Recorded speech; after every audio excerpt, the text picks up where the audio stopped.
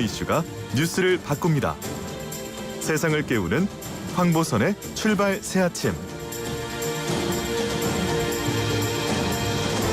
자, 북한의 속마음과 외교적인 수사까지 가감없이 분석해보는 북한 토크 열전 평양수다. 지금 북한은 시작해보겠습니다. 경제사회연구원 신범철 외교안보센터장 전화로 연결되어 있습니다. 안녕하십니까? 예, 안녕하세요. 네, 반갑습니다. 자, 남북통신연락선 55일 만에 이제 복원됐는데요. 이게 이번에는 김정은 위원장 직접 지시로 된 거 아니겠습니까? 예, 그렇기 때문에 아무래도 무게감이 다른 거죠. 지난 7월에 잠시 복원됐을 때는 김여정 부부장의 언급이 있은 직후에 이것이 복원됐었는데, 이번에는 김정은 위원장이 직접 나섰다는 점에서 예. 물론 뭐 선결 조건이다 뭐다 까다로운 이야기를 북한이 계속 하고 있기 때문에 이게 통신선이 계속해서 안정적으로 운영될 수 있을 것인가 하는 의문은 네. 여러 곳에서 제기되지만 그 무게감 자체는 다른 것은 사실이다, 이렇게 말씀드리고 싶네요. 그렇군요. 말씀하신 선결 조건, 이중기준 철회 이런 얘기를 하던데요, 보니까요. 네, 그렇습니다. 네. 그럼 이게 사실 어떤 뭐 협상의 수단으로 또 사용하는 면도 있지 않습니까? 예, 북한으로서는 사실 뭐 통신선이라면은 전통적으로 신뢰 구축 수단이고, 오히려 위기 상황에서 이 통신선이 있음으로 해서 문제를 풀어가는 그런 목적에서 우리가 설치한 건데, 이것을 가지고 이제 한국 정부를 설득하고 또는 압박하는 협상 수단처럼 활용하고 있는 건데요. 예. 지금 북측은 뭐 북한의 입장을 100% 주장하는 거니까 우리가 그것을 다 수용할 필요는 없다고 보지만, 아무튼 북한의 이러한 접근을 이해하면서 우리가 어떻게 풀어갈 것인가 하는 고민을 함께 해야 된다고 봅니다. 예. 자, 통신선 지금 복원된 지 사흘째인데 청와대에서는 이제 아직까지 뭐 특별한 입장을 내지 않고 있습니다. 이유가 뭐라고 보십니까? 신중하게 접근하는 거죠.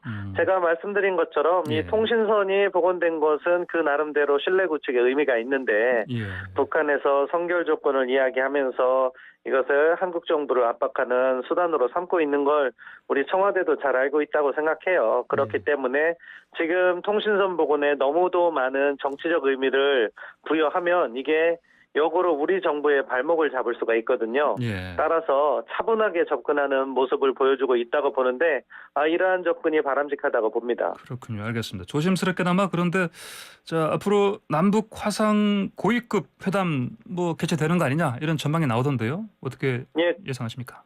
예, 뭐 이게 두 가지 시나리오가 다 있는 거죠. 결국 북한이 통신선 문제를 가지고 압박하면서 추가적인 미사일 실험을 하면서 한국 정부를 계속 시험에 들게 할 것인가. 다른 방향으로 가면 우리가 그러한 북한의 의도를 잘 피해가면서 대화 재개로 이어가서 더 높은 수준의 대화를 이끌어갈 수 있는가의 문제인데, 후자로 간다면은 아마 우리 정부가 준비하고 있는 화상회의 같은 게 열리고, 화상회의를 통해서 고위급 회담이 열리고, 더 나아가서 실질적인 교류가 이어진다면 내년 2월에 북경 동계올림픽에서 정상회담까지 예.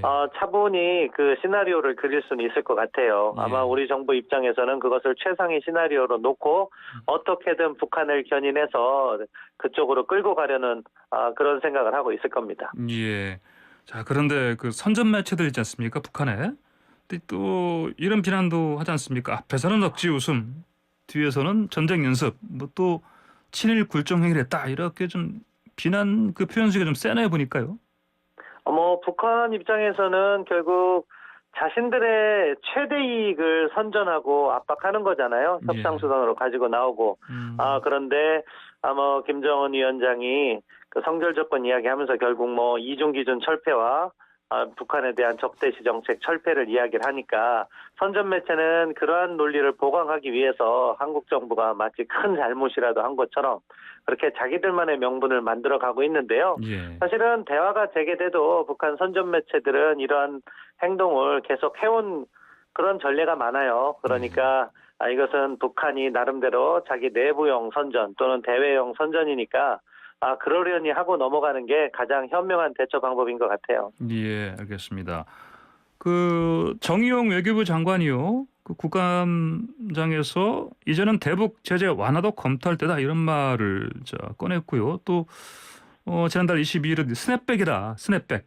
이게 이제 북한이 위반 시 제재를 복원한다 이런 내용인데 자, 이런 그 정의용 외교부 장관 한 이 뭐랄까요? 정부의 어떤 방침 여기에 대해서 미국은 어떤 입장일까요?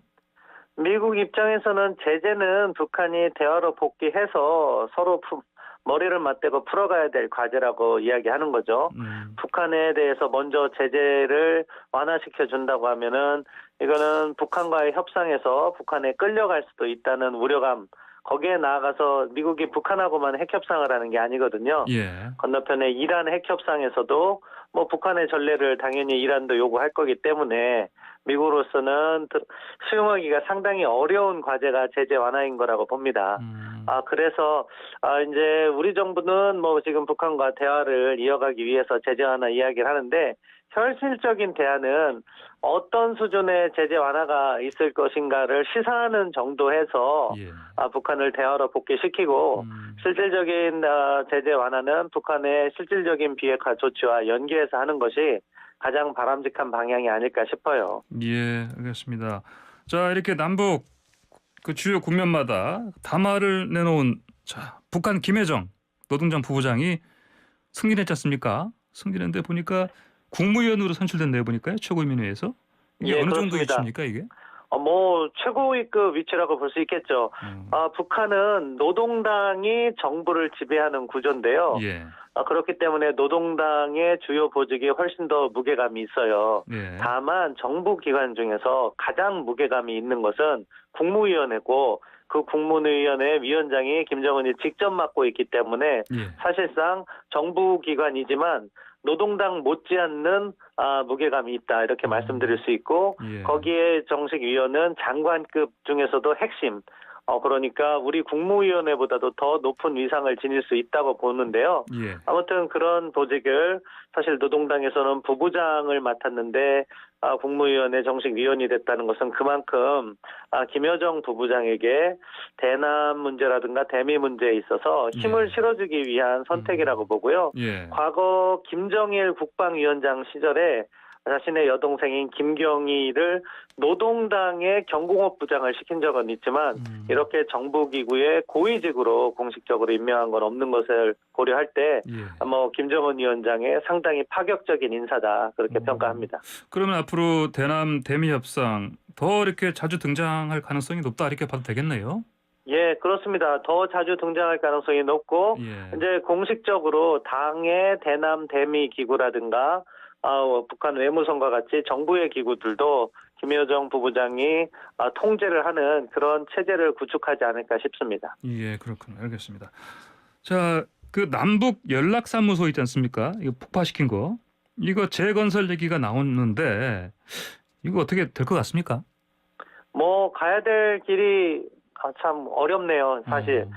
북한의 사과가 필요한 부분이에요. 이것은 우리의 나라의 재산인데 북한이 일방적으로 폭파한 거기 때문에 그에 대한 사과가 있고 경우에 따라서 뭐 손해배상이나 북측에서 이것을 새로 지어주는 그런 문제도 있는데 북한의 경제 상황이나 또 건물을 짓는다는 건 또 다른 상대방에 맡기긴 어려운 도청과 같은 문제가 있기 때문에 결국 우리가 지어야 될 것 같아요. 그렇다면 그에 충분한 북한의 사과는 받아내야 되는 문제가 있거든요.